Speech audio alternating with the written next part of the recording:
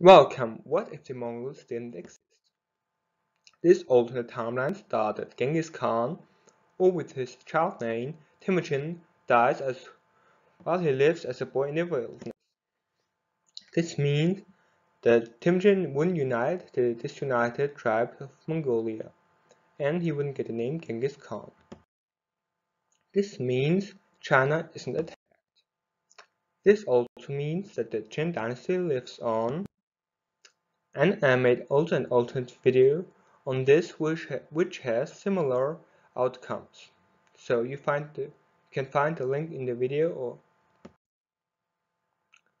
So the Southern Song dynasty used gunpowder weapons, introduced paper money, and style logs, and had many more inventions.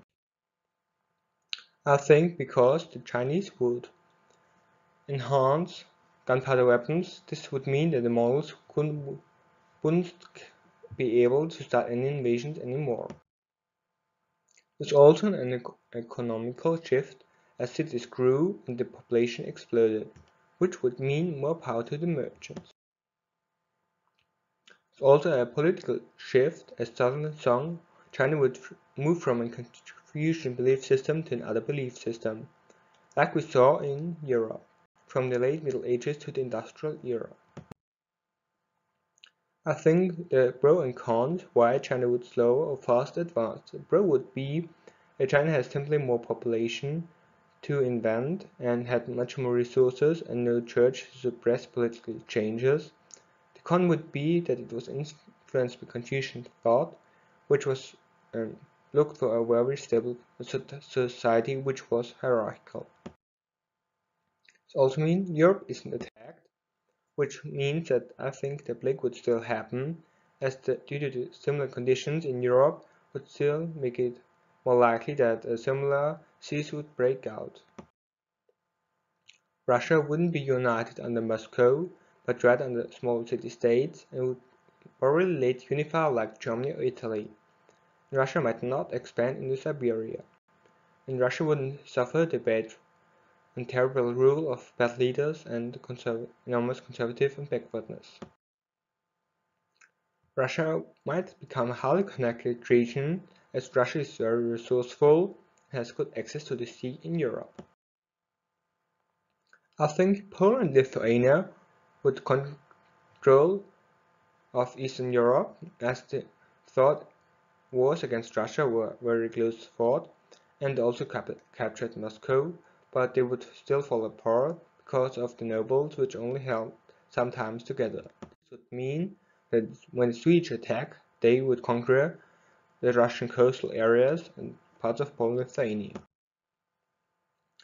Protestants would still develop as Christianity would still develop as merchant bourgeoisie became more powerful. I think Germany would sooner unite as without 30 years destroying the German economy, and without Austria because it was at this older timeline very young, so would butterfly away. I think this would mean a more liberal East Europe, as Poland and Lithuania was for its time very liberal, and Russia doesn't face rule of bad tsars. I think there would also be less a seek for exploration, as Europe hasn't the expectations from the Silk Route, which was opened by the Mongols. So opportunities like Spain or Portugal would be less likely to search for a route to Asia.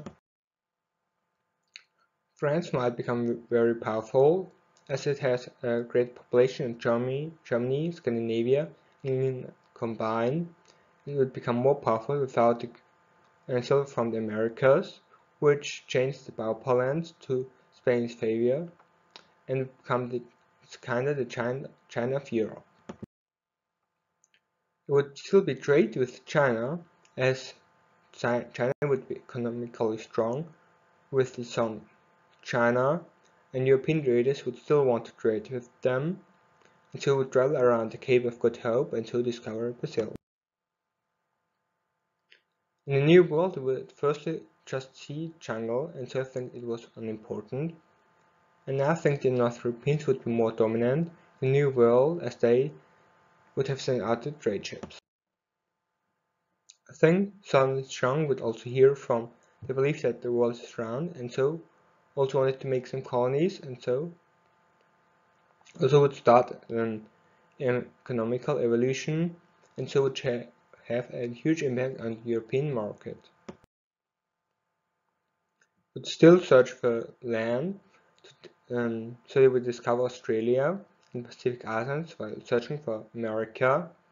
It might also have a bigger presence in India and Africa for trade. America, North Europeans would be more focused on North America, but would still commit horrible atrocities, and Chinese would land in Washington, Oregon, and Mesoamerica, as there were currents from Asia.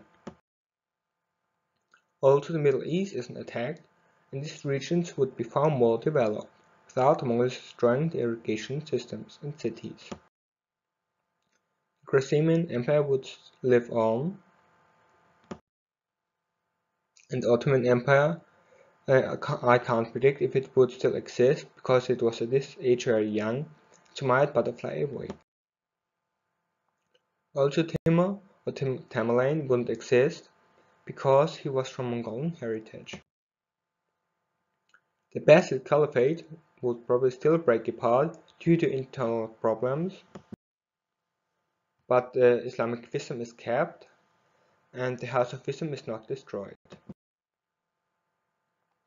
Islam would still evolve through traders and Arabic regions, also evolve the economy and the belief system, and the Ottoman Empire doesn't suppress an evolution of faith. The Arabic region might also become very advanced through trading with the rest of the world, would still produce technology, and would act as a transfer region for Europe to Asia. Here I've created a map. Here red is Europe, and orange is southern China. You can see they have made some colonies. Also would start an industrial revolution, and Europe would colonize parts of the Americas and Africa. Also Song China discovered Australia, and Song China made some colonies in the Americas. And I think there would also be much more little changes like Korea, which I didn't go into it because this would make the video too long. If you want, you can write me in the comment section below or at alternate.history@gmx.at. Thank you for your attention and other references.